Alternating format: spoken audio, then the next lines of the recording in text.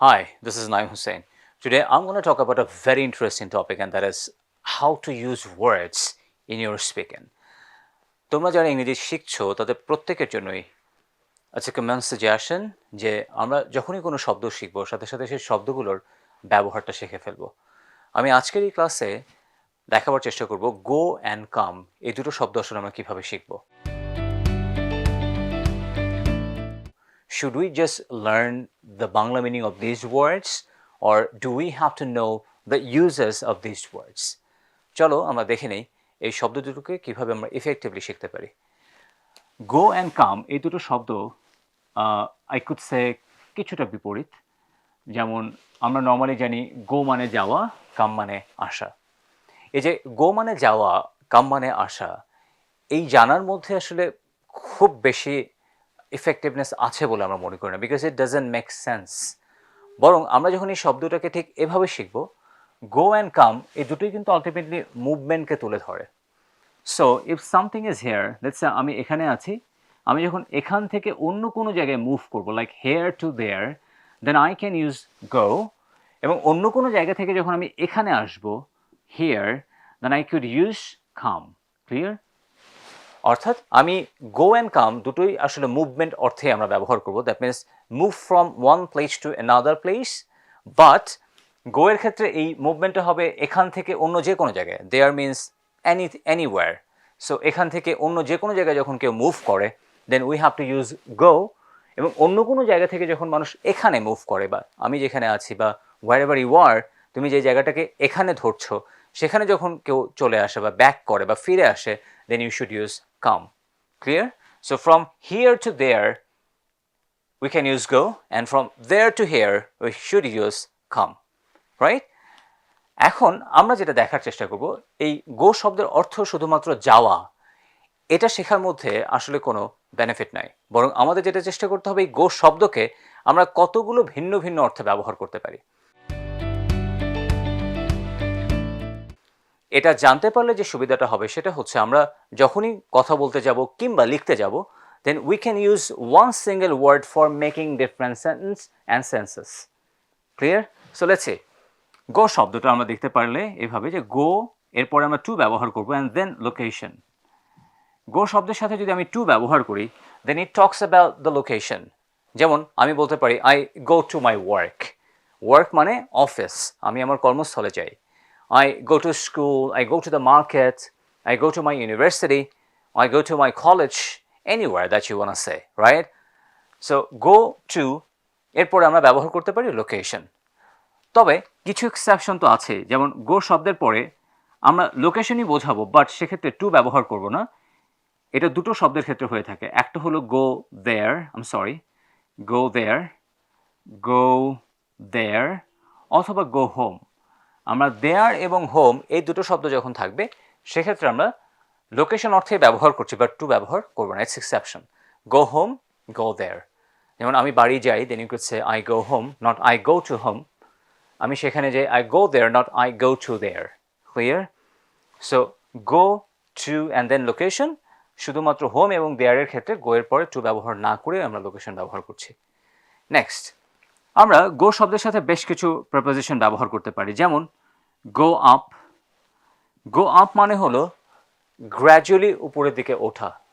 যেমন আমরা বলতে পারি my grandmother is going up the stairs slowly.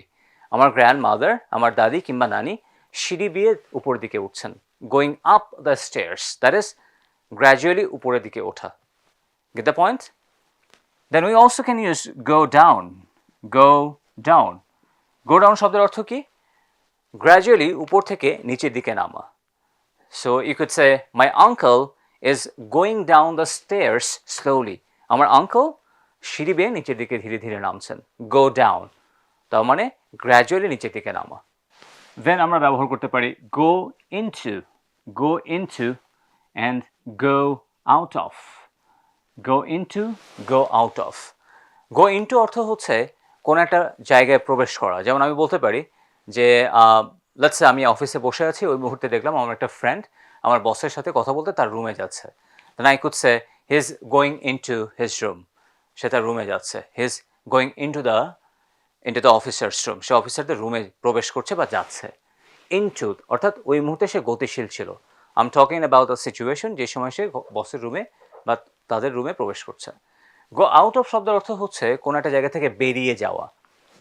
Let's say আমি দোকানে আছি, এই মুহূর্তে আমার একটা ফ্রেন্ড দোকান থেকে জিনিসপত্র কিনে তার আগে কেনাকাটা হয়ে গেছে, সে এখন দোকান থেকে বেরিয়ে যাচ্ছে।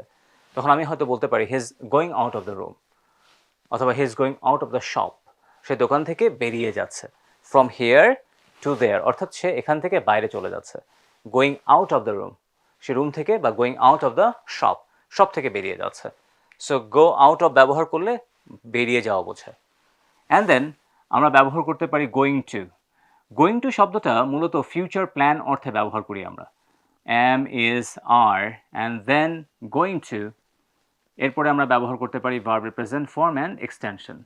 ক্লিয়ার? Very simple. তাহলে আমরা যখন আমাদের ভবিষ্যতের প্ল্যান নিয়ে কথাবার্তা বলবো, সেক্ষেত্রে আমরা গোয়িং টু ব্যবহার করতে পারি। লেটস সে আমি আগামী সপ্তাহে বিভিন্ন কাজ করতে যাচ্ছি। On the very next week, I'm going to take a class, I'm going to play football with my friends, I'm going to the swimming pool, I'm going to swim in a pond, I'm going to visit my relatives. So আমরা এইভাবে আমাদের সামনের যে পরিকল্পনাগুলো আছে, যে কাজগুলো আমরা করতে যাচ্ছি, সেটা আমরা গোয়িং টু ব্যবহার করে বলে ফেলতে পারি।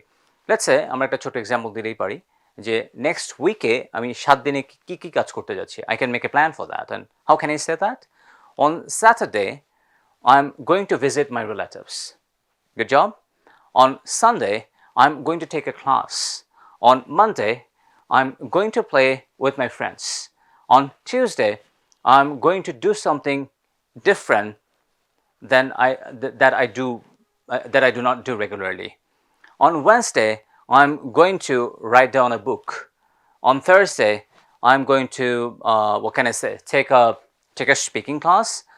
On Thursday, I'm going to take rest, and on Friday, I'm going to spend my time with my relatives or with my family members. That's it. So এভাবে আমরা আগামী সপ্তাহে কে কী কাজ করার পরিকল্পনা নিয়েছি সেটা আমরা খুব সহজেই গোয়িং টু ব্যবহার করে বলতে পারি। এরপরে আমরা গো শব্দটার আরও বেশ কিছু ব্যবহার দেখতে পারি। গো আমরা এটা একটা নিয়মের মধ্যে যদিও পড়ে যায় যে যখন দুটো ভার্ব পাশাপাশি থাকে, সেক্ষেত্রে আমরা প্রথমটাকে ভার্ব হিসেবে রেখে পরেরটাকে আমরা নাউনে কনভার্ট করে ফেলি। সো গো এরপরে আমরা যখন কিছু ভার্ব ব্যবহার করব, দোজ আর দ্য ভার্ব যেগুলোকে আমাদের নাউনে কনভার্ট করে ফেলতে হবে। যেমন গো শপিং, শপ মানে কেনাকাটা করা, বাট আমরা যেহেতু গো এর পরে ব্যবহার করছি, so it has to be go shopping. Go shopping মানে কি? কেনাকাটা করতে যাওয়া। সো আমি কেনাকাটা করতে যাচ্ছি, তাহলে আমি কি বলবো? I am going shopping. একইভাবে আমি এখানে আরও অনেকগুলো শব্দ ব্যবহার করতে পারি। সাইট সিং, সাইট সিং মানে হলো প্রাকৃতিক দৃশ্য দেখতে যাওয়া। I am going sightseeing, আমি প্রাকৃতিক দৃশ্য দেখতে যাচ্ছি।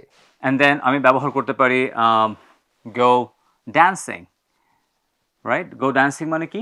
ড্যান্স করতে যাওয়া, সিম্পল। এরপরে আমরা বলতে পারি গো সুইমিং। গো সুইমিং মানে হলো সাঁতার কাটতে যাওয়া। সো আমি সাঁতার কাটতে যাচ্ছি, then you can say okay I am going swimming. আমি মাছ ধরতে যাচ্ছি, তাহলে আমি বলতে পারি I am going fishing, I am going fishing. So I hope you can understand যে আমরা গো শব্দটা শিখবো, but we have to make sure that আমরা গো শব্দের বিভিন্ন ব্যবহারের ব্যাপারে অবগত আছি, সো দ্যাট আমি যখন কথা বলবো তখন বিভিন্ন প্রেক্ষাপটে আমি যখনই গো ব্যবহার করতে যাবো, then I can connect it with my knowledge যে হ্যাঁ আমি তো শিখেছিলাম গো ফিশিং মানে মাছ ধরতে যাওয়া। সো এই ধরনের কোনো সিচুয়েশন আসবে, then you can say that or deliver that sentence by just using this word: go fishing, go sightseeing, go swimming, right? Go shopping, go dancing. There are many more that you can say that. Clear? এরপর আমরা এর আগে দেখেছিলাম go into, go out of, going to. So make sure that you know all this word, uses with the word go. এবার চলো আমরা তাহলে দেখে নেই কাম শব্দকে আমরা কিভাবে ব্যবহার করতে পারি। We just know only one meaning of calm, that is asha. But calm doesn't mean only asha. Calm has many more uses. Let's see how can you use calm. Calm শব্দটাকে আমরা বেশ কয়েকভাবে ব্যবহার করতে পারি, যেমন come in. Come in means what? কেউ হয়তো তুমি ঘরে বসে আছো, বাইরে থেকে কেউ হয়তো নক করছে, then you could say come in please, come in, come in. And then come on. Come on মানে হচ্ছে কেউ হয়তো খুব তাড়াহুড়ো করছে, then you could say come on please, come on. একটু ধৈর্য ধরো। অথবা কেউ খুবই স্লো, খুব ধীরে ধীরে কাজ করছে, then you could say come on quickly. তার মানে তাকে একটু ওয়ার্ন করা যে একটু দ্রুত হন, একটু তাড়াতাড়ি কাজটা সেরে ফেলেন। সো কাউকে ওয়ার্ন করতে চাইলে we can use come on. Clear? Then আমরা ব্যবহার করতে পারি come into, and then we can use come out of. Come into শব্দের অর্থ হচ্ছে কোনো একটা জায়গায় আসা। যেমন আমি বলতে পারি, লাইক আমি এখন এখানে আছি, আমার একটা ফ্রেন্ড হয়তো এই মুহূর্তে এই রুমে আসছে, then I could say he is coming into my room, সে আমার রুমের ভেতরে আসছে। অর্থাৎ ওই মুহূর্তে গতিশীল ছিল ব্যাপারটা। সো কাম ইনটু মানে কোনো একটা জায়গায় আসা। কাম আউট অফ মানে হলো কোনো একটা জায়গা থেকে বেরিয়ে আসা। লেটস সে আমি রাস্তায় দাঁড়িয়ে আছি, এই মুহূর্তে দেখলাম আমার একটা ফ্রেন্ড দোকান থেকে জিনিসপত্র কিনেছে, সে কিনে বাইরে বেরিয়ে আসছে। Then I could say he is coming out of the shop. He is coming out of the shop মানে কি? সে শপ থেকে বেরিয়ে আসছে। কেন এখানে আউট অফ ব্যবহার করছি? কারণ সে ওখান থেকে এই দিকে, দেয়ার টু হেয়ার, এই কারণে কাম আউট অফ, সে বের হয়ে আসছে, নট বের হয়ে যাচ্ছে। Come out of the shop এই কারণে বলেছি কারণ সে শপ থেকে বেরিয়ে আমার এইদিকেই আসছে। সো কাম আউট অফ অর্থাৎ বেরিয়ে আসা। Then you could say come from. আমরা মাঝে মধ্যে এই কোয়েশ্চেনটা করে থাকি, ওয়ার আর ইউ ফ্রম অথবা where do you come from. Then you could say, where do you come from? You can answer this question in 3 different ways. Where do you come from? Then you can say, well, I am from Dhaka. Or you could say, I come from Dhaka. Alright, that's it. অথবা where do you come from? এটা যদি কেউ বলে, then you could say, I am from Bangladesh. I come from Bangladesh. Or I am a Bangladeshi. So you could answer this question in these 3 different ways. Okay, and then come along মানে হচ্ছে come with us. So you can tell your younger brother, we are going to play football. Do you want to come along? Do you want to come along means, do you want to come with us? Come and see মানে হলো visit করা. So you could say, I'm very weak. Could you please come and see me? তুমি কি আমার এখানে visit করে যেতে পারো? I mean, দেখা করে যেতে পারো? You can say that.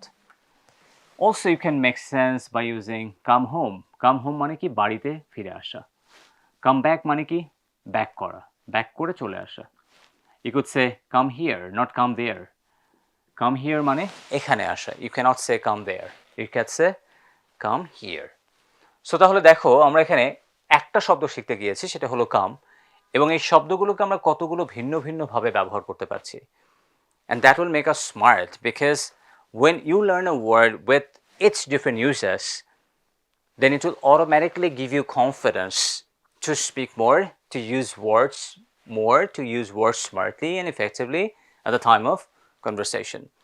So please make sure that you know different uses of every individual word. Trust me, it will give you confidence and courage. That's all for today. Thank you very much for watching this video. If you want to get more videos, please do subscribe our channel and like our page for getting regular updates. That's all for today. Thank you very much once again. Goodbye.